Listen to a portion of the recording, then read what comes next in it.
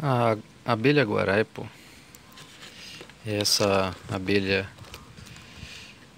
peludinha, ela é bem peludinha, ela costuma se esconder fácil, tá? É uma abelha bem mansa, é uma das mais mansas que se tem. Faz potes grandes assim. Dá pra ver que ela não fica tão fácil disponível para ser visualizada.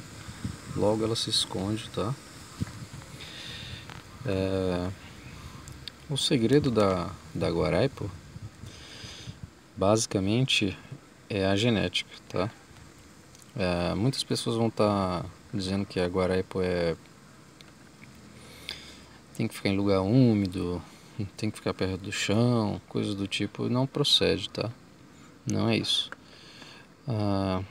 O que acontece na realidade é que existem diversas genéticas, e algumas dessas genéticas, e eu acredito que seja uma boa parte delas, uma grande maioria, são genéticas que têm problema.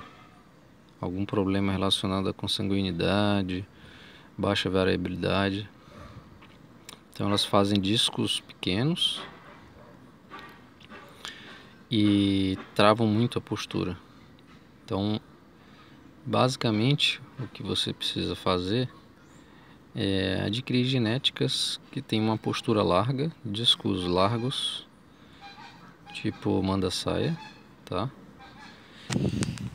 Então a primeira coisa é a genética. A genética é muito importante na guaraipo. Você conseguir uma genética de discos largos, tá? Isso vai fazer toda a diferença, porque ela não vai parar a postura, tá? E a outra é elas não gostam de ficar próximas umas das outras. Elas brigam muito, é uma morte sistemática, todo dia acontece, é gradual. Brigam umas com as outras e com espécies diferentes.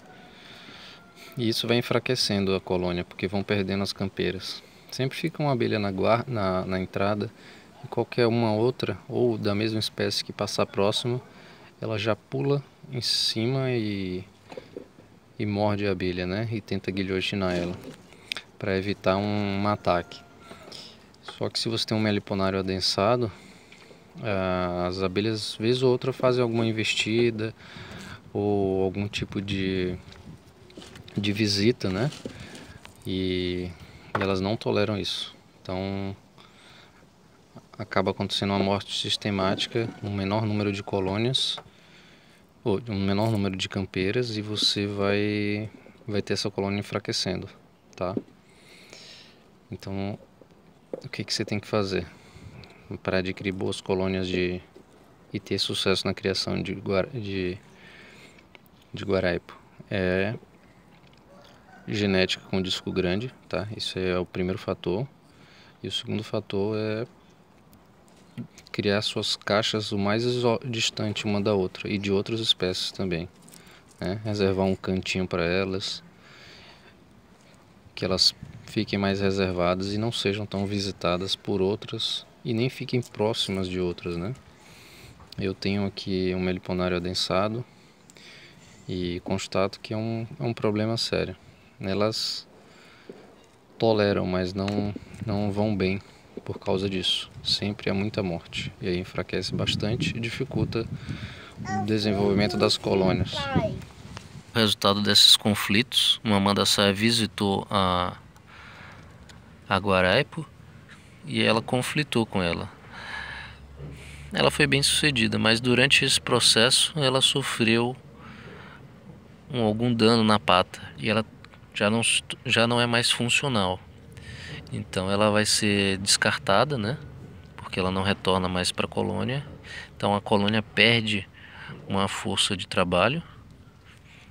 A invasora, obviamente, foi neutralizada, mas a colônia também perde.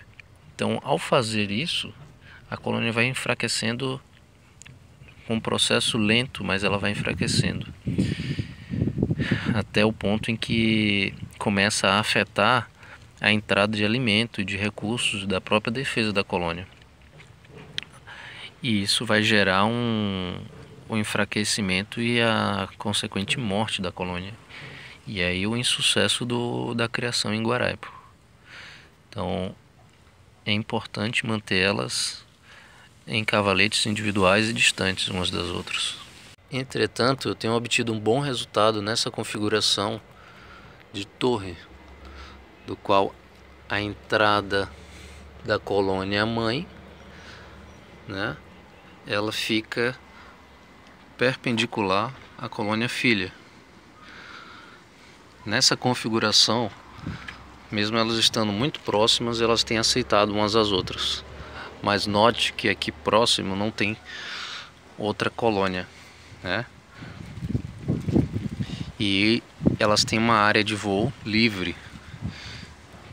Então isso ajuda muito a se desenvolverem bem, tanto a de baixo como a de cima, tá? Diferente do meliponário, em que as colônias ficam uma ao lado da outra, no mesmo alinhamento, ou uma de frente para a outra, né? A combinação de uma de frente para a outra é a pior combinação possível, tá? Então essas são as minhas observações em relação a Guaraipo, tá? Não precisa se preocupar com questões de umidade. Se você tiver um cantinho mais úmido, um cantinho mais sombreado, né, mais que tem iluminação, elas vão preferir. Realmente elas gostam um pouco mais, mas não quer dizer que você precisa ter umidade na caixa, nem ficar botando água, nada disso, tá? As caixas ímpar, elas vão super bem, tá? Se você quiser, você pode colocar em caixas mais largas, elas também vão aceitar. Essas aqui são caixas de 15 por 15 interno, elas vão muito bem, tá? Caixas ímpar padrão para manda-saia, tá? E é isso, foque na genética, tá? Não vai ser fácil você achar. Eu passei 4 anos selecionando genéticas, tá? As 3 primeiras linhagens que chegaram até mim não eram linhagens boas, eram linhagens com problema. Faziam uma postura pequena, mais ou menos isso aqui, assim a postura era. Precisava alimentar bastante e travavam a postura durante as divisões. Você faz a divisão, ela trava a postura, não vem.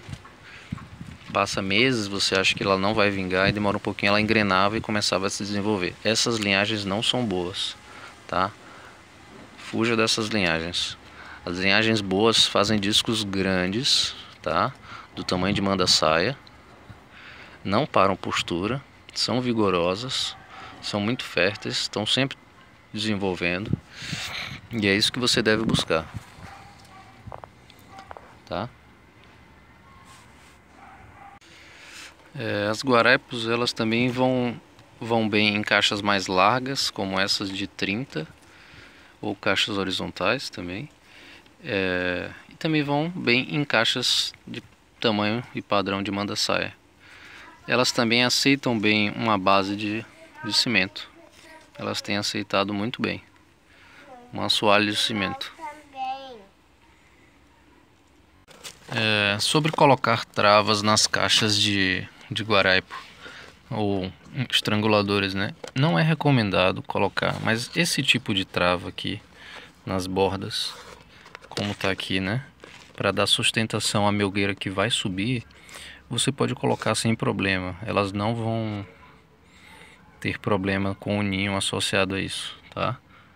Mas não é recomendado usar o estrangulador, principalmente se você reduzir muito o tamanho, porque a postura dela sempre está em cima, né? Então elas vão ter dificuldade. Isso serve para todas as abelhas, tá? Elas vão ter dificuldade de crescer o ninho para cima ou para baixo conforme a demanda delas. Então basta algumas travas como essas assim, que são bem estreitas, né? Dá para ver que não é muito, é só para dar um suporte na hora de fazer destacar ou dar sustentação aos potes de mel, tá? Esse que é o objetivo. Não precisa estar colocando travas não, tá? ou aqueles estranguladores mais padrão que o pessoal gosta. Particularmente eu uso muito pouco aquilo, quase não uso, não vejo necessidade na maioria das aplicações não, tá? Eu acho que é vantajoso mais para separar os módulos, mas para divisão não acho que é tão vantajoso. E atualmente eu tenho utilizado mais nessa dinâmica, que são apenas algumas travas, pode ser em alguns cantos, já basta para facilitar no processo da divisão, porque depois que a colônia cresce e fica bem desenvolvida, ela vai fundir com as paredes, né? Veja que lá embaixo está bem desenvolvido, a gente está no inverno, ela ainda não subiu, assim que começa a esquentar ela vai vir bem, né? Lembrando que a guarapa é uma abelha bem tímida, então ela se esconde logo na hora que a gente abre, ela se esconde. Essa é uma colônia bem boa, está desenvolvendo fácil, ela vem rápida, uma genética já bem selecionada, né? Então, assim que esquentar, ela vai vir bem.